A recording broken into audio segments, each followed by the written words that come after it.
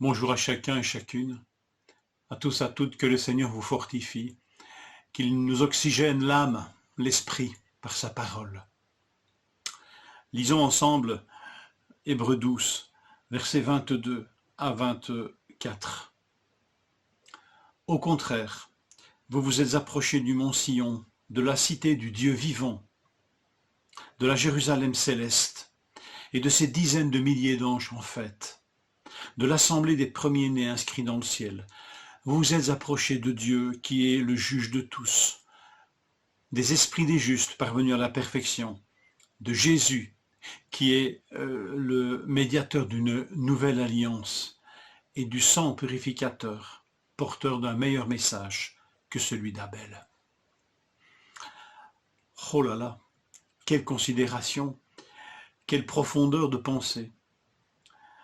Il ne faut rien moins que l'Esprit Saint pour nous révéler ces choses et qu'elles nous fassent exulter de joie, parce que il y a un contraste saisissant qui est fait ici. Au contraire, vous vous êtes approchés. Au contraire de quoi? Mais au contraire d'une autre montagne de laquelle nous ne nous sommes pas approchés, et que l'auteur inspiré nous dit, il vaut mieux que vous ne vous en approchiez pas. Cette autre montagne, elle est décrite à partir du verset 18 sous des termes terrifiants. C'est celle du Sinaï, au moment du don de la loi. Cette montagne, nous sommes hautement, grandement encouragés à ne pas nous en approcher. Retourner à la loi, c'est revenir au mont Sinaï. Et ce mont Sinaï est tout entier résumé par le verset 21. Moïse lui-même, le personnage le plus saint, disait « Je suis épouvanté et tremblant de peur ». Pas d'approche de Dieu, pas d'intimité de Dieu au mont Sinaï. Seulement la crainte du jugement, la crainte face à un Dieu puissant, tout puissant. Et nous le verrons, vous le verrez dans la suite de la lecture, Dieu n'a pas changé, il reste tout puissant, il reste terrifiant, on pourrait dire. Mais voilà, le contraste saisissant est là. Nous nous sommes approchés d'une autre montagne, celle du mont Sion, cette montagne de Jérusalem, qui résume à elle seule l'œuvre de Christ. Et voilà de quelle montagne nous nous sommes approchés. Cette montagne, elle est, je pourrais dire, caractérisée par cet aspect, le chiffre 7. Le mont Sion, c'est d'abord la cité du Dieu vivant, c'est la Jérusalem céleste. Voilà de quoi nous nous sommes approchés, de notre véritable patrie, de notre véritable cité. Relisez Apocalypse 21 si vous avez le temps, et je crois que nous devrons le prendre ce temps de lire l'Apocalypse. Nous sommes approchés de la Jérusalem céleste. Nous nous sommes approchés de ces dizaines de milliers d'anges en fête. En lisant l'Apocalypse, nous sommes saisis aussi de la puissance des anges, de leur effet dévastateur.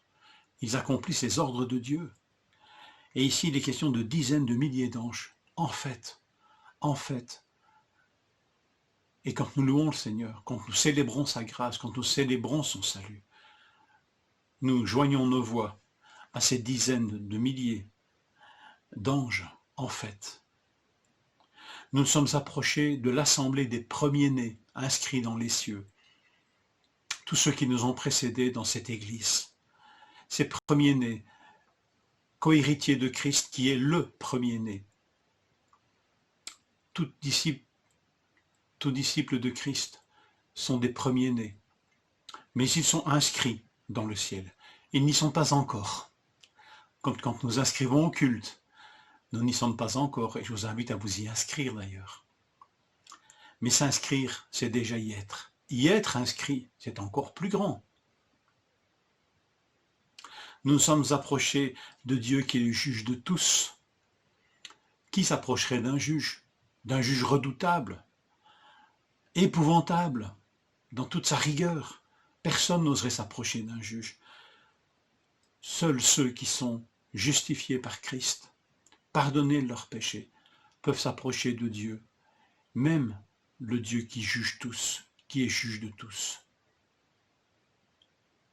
sans crainte. Nous nous sommes approchés des esprits des justes, parvenus à la perfection. Et oui, il y a des hommes et des femmes qui sont quand même parvenus à cette perfection. Mais comme nous, ils attendent la résurrection des corps, puisque ce sont les esprits des justes. Nous sommes, encore une fois, il y a tous ces témoins de la foi qui nous entourent, mais il y a tous ces esprits des justes. Alors certes, nous n'avons pas à les prier ni à les invoquer, mais nous sommes en mystérieuse communion avec ces assemblées extraordinaires de ceux qui sont parvenus à la perfection. Nous nous sommes approchés de Jésus, qui est le médiateur d'une nouvelle alliance. Mesurons, grâce à Dieu et par le Saint-Esprit, l'étendue des privilèges que cette nouvelle alliance nous a donnés, nous a apportés. Et enfin, nous nous sommes approchés du sang purificateur, porteur d'un meilleur message que celui d'Abel. Vous savez que le sang d'Abel crie vengeance. Lorsque Caïn tua son frère, Dieu dit « Le sang, le cri du sang de ton frère est parvenu de la terre jusqu'à moi. » Ce sang d'Abel crie vengeance. Et d'ailleurs, Caïn recevra un jugement. Mais le sang de Christ parle mieux.